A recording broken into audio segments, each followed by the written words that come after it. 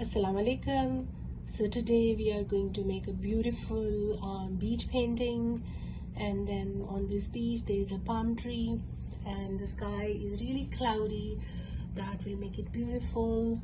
We have a masking tape to get the line correct, and we have a broad brush that we are going to start with and some water. So the first thing is the ultramarine blue or a brilliant blue, and then some white. I'm using a palette paper, and this is my canvas. So let's get started. Alright, so let's get started. I'll put it away, and this is my canvas, and this is not landscape but portrait. Portrait means like the vertical side. The first thing I would like to do is, my brush had a little color, and then I am just spreading out, so nothing to worry about. It's just a water treatment. We call it a wash effect, and just bringing it down nicely. And I would like to drop some white first over here and blue on the top, so it's darker on the top and gets lighter downwards. So the first thing is to get a nice blue to the top with constant movement of my brush. I'm not stopping, from right to left, gradually coming down, and automatically the white that we drop is going to mix into going up and down, and then this is very lighter at the bottom. Now once I go up, I will not come down again, because then my brush will have a lot of blue in it. So here we created a gradient. I would like here to use a little tiny bit of alizarin red before it gets too dry. So I'll mix it with a little bit of tiny bit of blue, and then this is the color, a dull color that I'm going to mix with a lot of white over here. And then I'll go ahead and start from the bottom, because I want to give it like a nice gradient plus a little touch of alizarin here.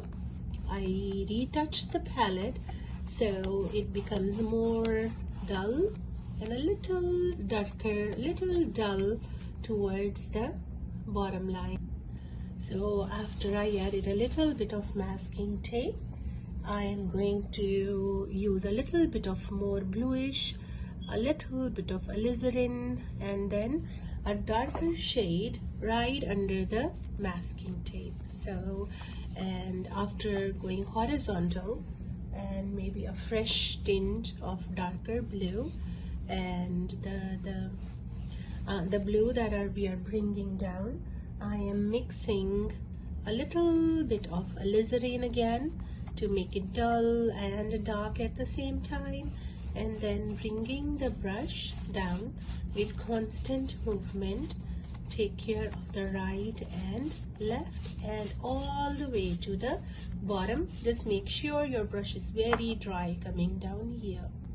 We took off the tape, and now you can see, even if there's a little blurry over here, nothing to worry about. We are going to fix it. So we are first going to make it go upside down and pick up a little white over here, and going to the part where the tape was, we are going to fix it a little by going back and forth and retouching the tape mark. Maybe you will not get a tape mark at all, but if you do get, you can just use, since it's still wet, it is still taking up all the color. So I just went ahead and took care of some of the color that was coming out. I like it how the blue will come down, and now we are going to add a little bit of sea greenish color to make it even nicer. So in the same greenish color that I have, I am going to add a little bit of yellow and a little touch of green to make it sea green. So I have this shade. I cleaned my brush, and let's pick up some yellow, go over here, and then this is already green. Let's mix a little bit of alizarin and we get this bluish color. And over here we are going to mix a little bit of white in it, and this is a nice sea greenish color. This is gorgeous, and this is the color that we are going to start adding to the sea. Now this ocean rather, so in straight horizontal lines I'm just adding some greenish touch to the ocean. That's it. And then we are going to make the waves. For the waves I am going to use fresh white, and just adding it here, and like a wave that is going to break up here, a little bigger wave over here, and then the line that we did, slowly we are going back and forth and just adding some more fresher waves like this, and to the blue and the green, and the waves are just crashing more when it's coming more to the towards the beach. So a splash with a line, and then some breaking of the bigger waves, and it's up to you how you want to create it. I'll just pick it up and then drop it down. So now I need a very tiny brush to create details. I got a 0 number brush and this really darker color, and mixing a little bit more blue in it, and we will go under these waves over here that we created, and then adding these darkers that are slowly going to mix, especially this darker wave.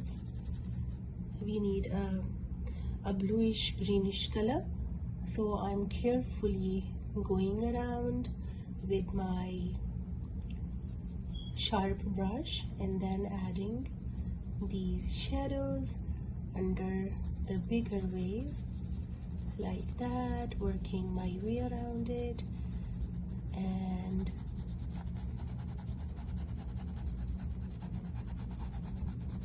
just going around with the darker color, the greenish darker color, and then we will just spread it out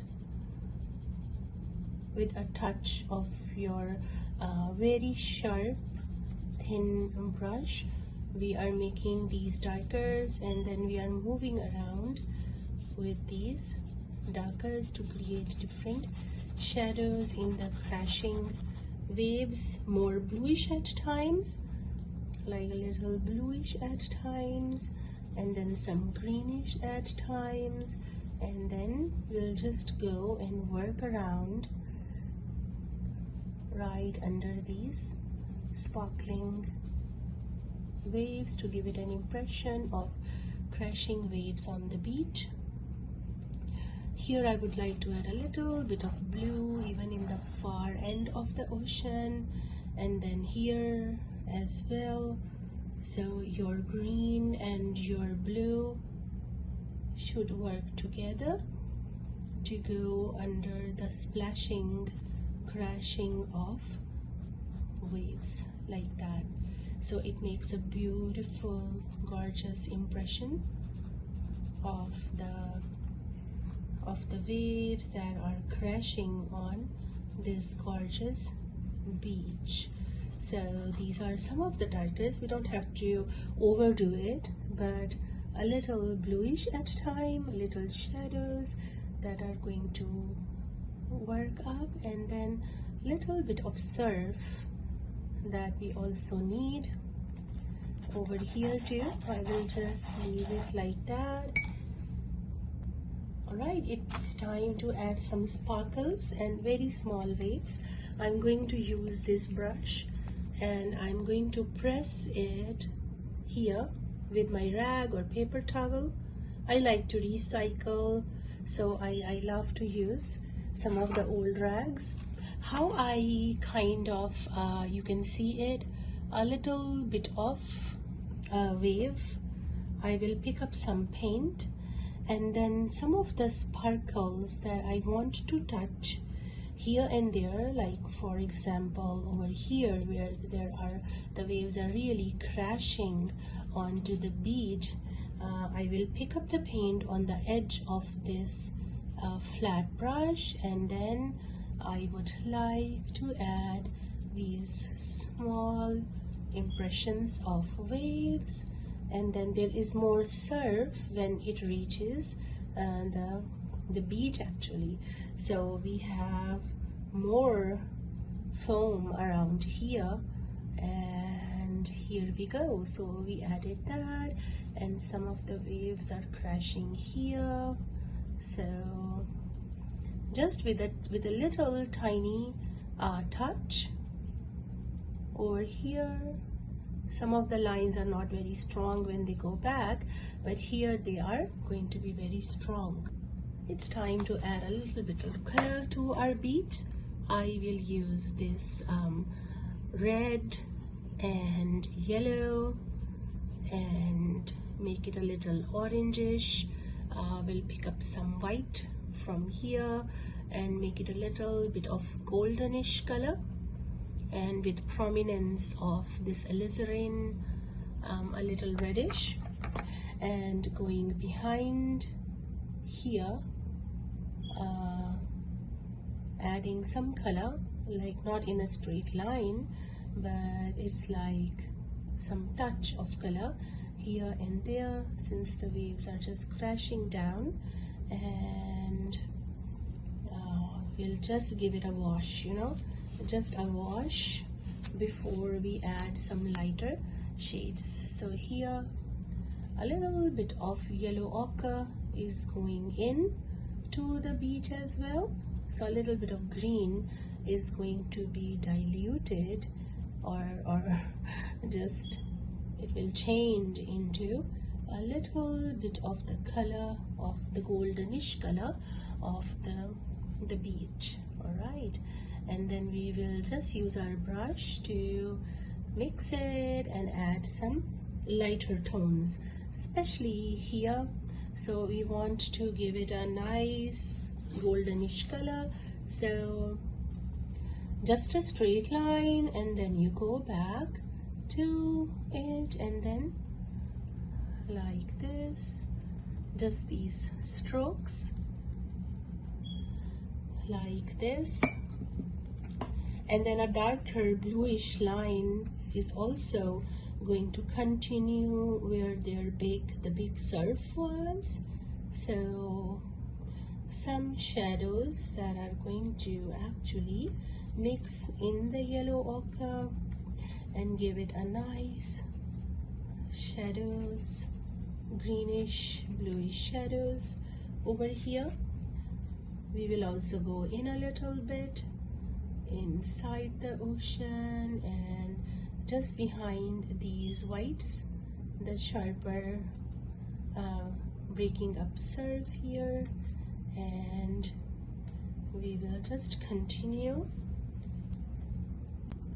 So very close here, I would like to add a little sharper brownish tone by using alizarin on my palette, the same color scheme. I just added a little bit of red crimson or alizarin, and then going back and forth for these darkers.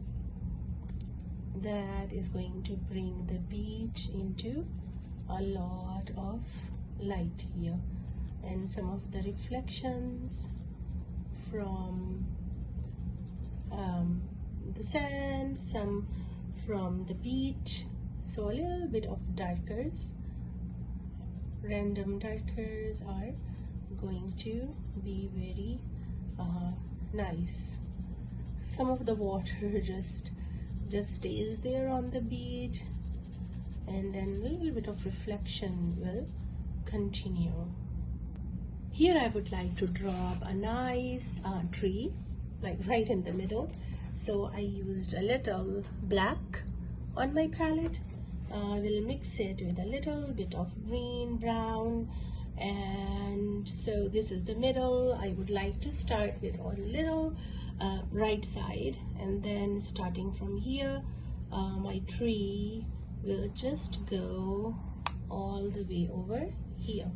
So the width of the tree, of course, it is more thicker when it goes here, and especially because this part of the tree is actually closer to us, and it will go down like this.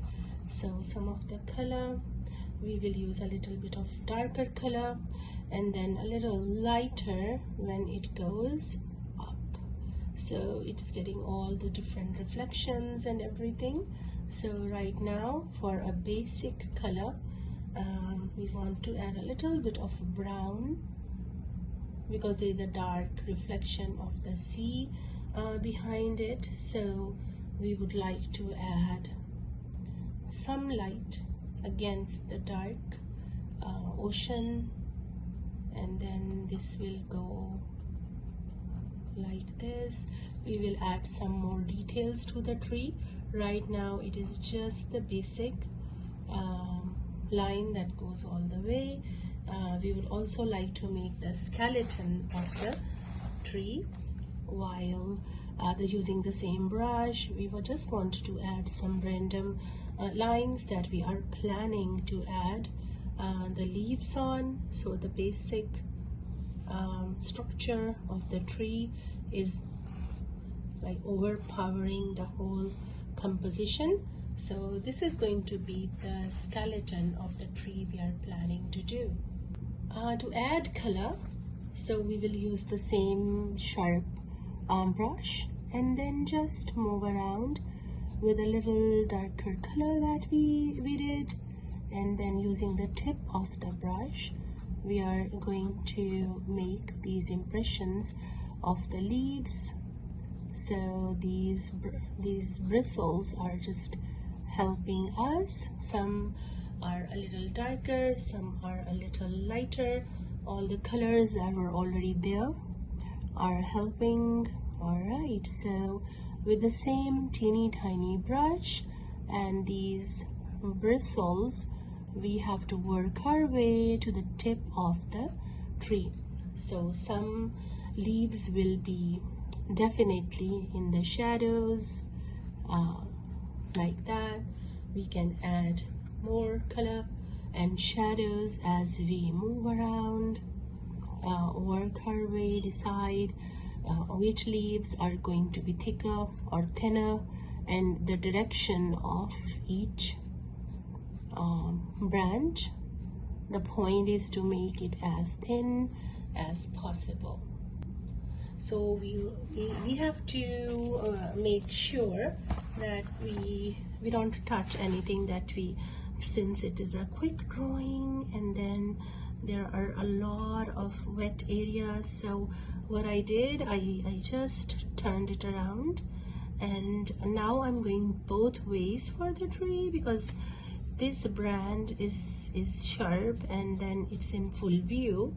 So I kind of getting it both ways.